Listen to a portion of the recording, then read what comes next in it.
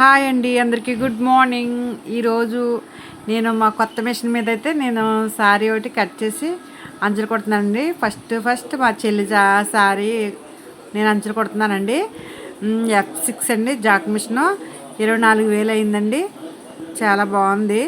నేనైతే ఇంకా మా చెల్లి చీర అయితే కట్ చేస్తున్నాను. స్కూల్ యూనిఫామ్ అని చెప్పాను కదండి, ఆ చీర అనమాట.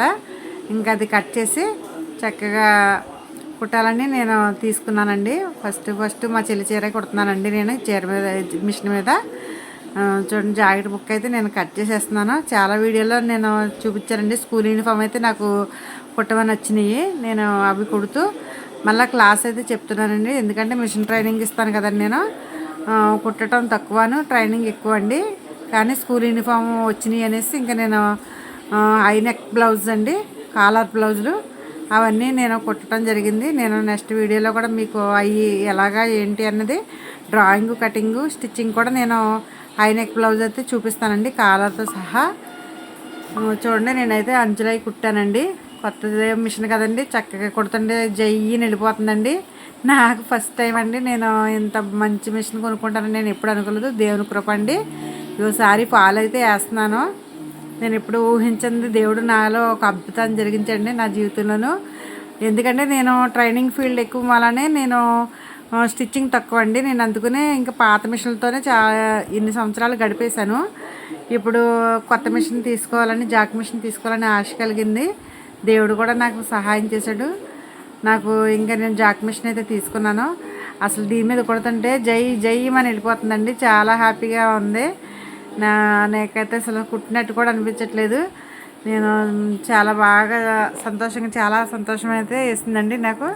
మీరు కూడా కావాలనుకుంటే ఈ జాక్ మిషన్ తీసుకోండి. మనిషికి ఒళ్ళు అలవకోకుండా చక్కగా రైమని వెళ్ళిపోతుందండి.